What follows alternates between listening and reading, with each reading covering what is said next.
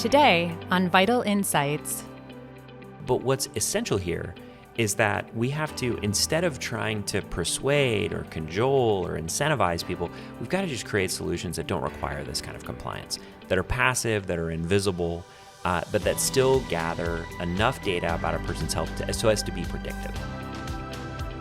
Welcome to an episode of Vital Insights, a podcast series focused on thought leaders and healthcare providers who are working to transform the way we care for patients, now and in the future. Compliance represents a primary issue for any virtual care or remote patient monitoring solution because their success relies on patients to participate.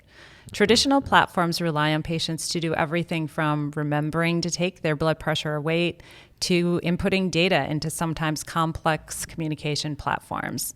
So let's take a look at how technology can step in and alleviate that issue. Yep. So, Matt, I know that compliance is an issue you're personally really passionate about. Tell us why. Yeah, I mean, it's so critical to the success of these programs, and we have to kind of, I think, take our medicine as an industry here and identify the fact that if we're deploying technology to a person's home and they don't use it, then it's completely irrelevant and useless. Yeah. It doesn't work. Right. And so what we've learned over the years is we've tried lots of different stuff. We've tried smart devices like a scale or a blood pressure cuff, and those have significant clinical yield. Like those are important data for a nurse or a doctor to review. But even asking someone to step on a scale every day is cumbersome, and sometimes people don't want to do it. Right. And I think we've tried all carrots and all sticks with regard to patient compliance. And the net effect is roughly the same. Certain people, and sadly it's often the people with chronic illnesses that we really want to take care of and we really want to provide this benefit to, are unwilling to do the things that are required. And the more that we ask of people, the higher the likelihood is that we're going to have major compliance problems.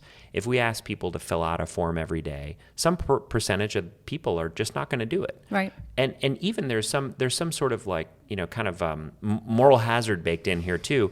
If you are a diabetic and you're thinking about your measurables on a daily basis and you have to fill out a form every day, but last night you went out to dinner for your anniversary, maybe you don't really want to fill that form out today. Maybe you think, you know what, I'm not going to submit my data today. I'll just wait till tomorrow when everything normalizes, right?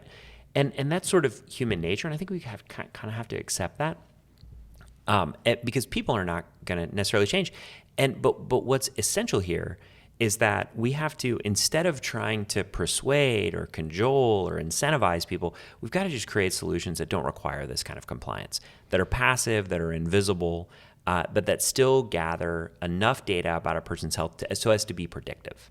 Absolutely. I completely agree. And one way the industry has actually looked to address compliance is to essentially remove the barriers caused naturally by human error. So that same human error you were just talking about. Sensors have been key to that initiative from a technology standpoint. Can you talk a little bit about why sensors are critical to the compliance conversation overall? Yeah, totally. So, I mean, if you think about the use cases, right? So let's say we have a high-risk, high-need patient that we want to engage and manage over some period of time with remote patient management. So what does that person look like? In a typical RPM use case, that person is on the older end of a patient age spectrum. So let's say in their 80s, they're taking about a dozen meds, so that's a real number, and they have at least 2 chronic conditions. So that means they have at least, how many docs? At least 2. It's probably more like 4. And we all know the state of play in the healthcare system. This is not all operating like a symphony in concert. This is pretty disjointed.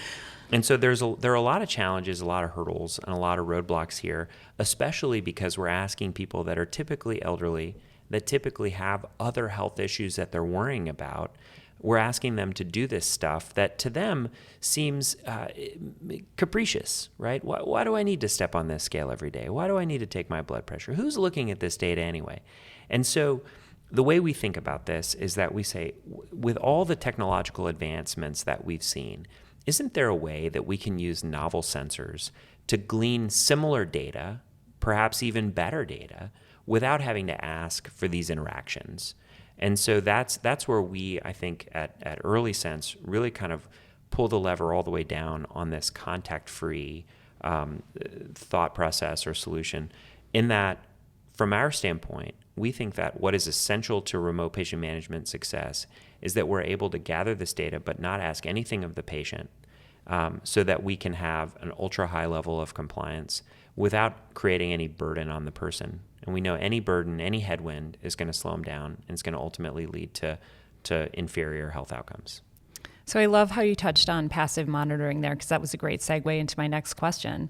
Great. So it's one of the primary capabilities of sensors. Can you talk a bit about how it addresses compliance? Absolutely. I mean, think about the difference between, it's sort of like the difference between 1 and 0, right? We all know it's just 1, but we also know that it's a big difference, right? Right, absolutely. You know, if you have a dermatology appointment and there are 0 things that the dermatologist is worried about, or there's this one thing that she's kind of worried about, it's a big difference. Definitely. Right? It's not just one number. And so when we ask people to do one thing, look, all I need you to do is to take your blood pressure every single day. Or we say, there's absolutely nothing you need to do, and the nurse or the doctor will call you if they have concerns about your health. There's a big difference. And so that contact-free element, or the invisible sensing element that's brought to us by sensors is really kind of, I think, the next step forward with the evolutionary path that remote patient management has always been on. And there are lots of sensing technologies that allow us to make observations in ways that are in no way obtrusive to the patient.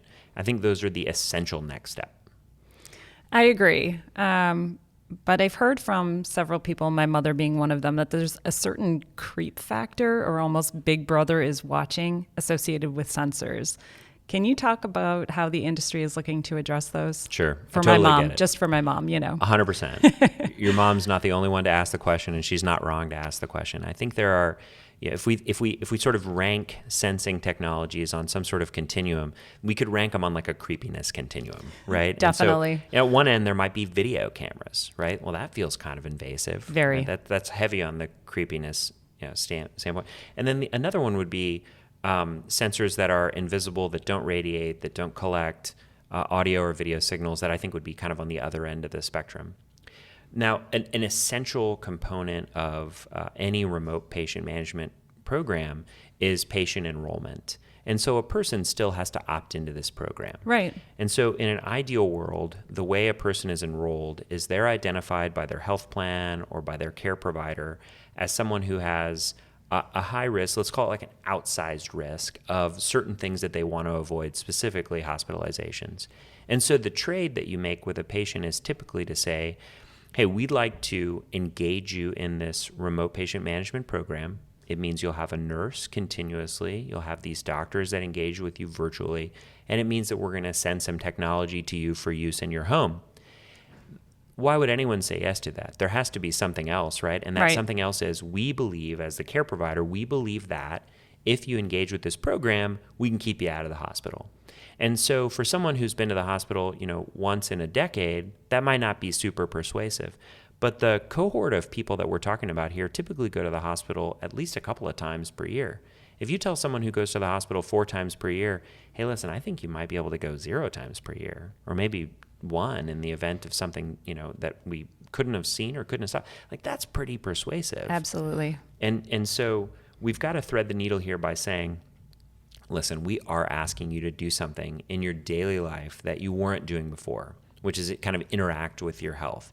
We've got to simply take that, whatever that ask is, and make it as minimal as possible. And I think that's where sensors come in. I agree. Absolutely agree. You kind of just touched on this, but what do you see as the future of sensors in terms of the ability to address the challenges of long-term care? Yeah. So those are the people I think that we can most help. Yes. Right. So it's the chronically Chronic condition. ill. Yep. And it's something that has a predictable interventional path that also has predictable exacerbation events. And so we can get ahead of those chronic conditions if we're paying attention. And the problem is that chronically ill patients become, first of all, it's a terrible health impact for the patient, but it's also expensive when they become acute. And so the goal here is that if we deploy sensors, we can prevent these acute care occurrences, and we can engage the healthcare providers more frequently, but in a kind of a lighter touch way. And the whole goal here is that we can extend and improve the life of the chronically ill patient, and we can also create these great efficiencies in the system by avoiding things that all parties engaged want to avoid, which are these hospitalizations, especially avoidable hospitalizations. And I was going to ask you as a wrap-up, what's a win? And you just perfectly articulated it. So thank you very much. Yeah, you bet. And thank you, as always, for joining us today. Sure. It's a pleasure.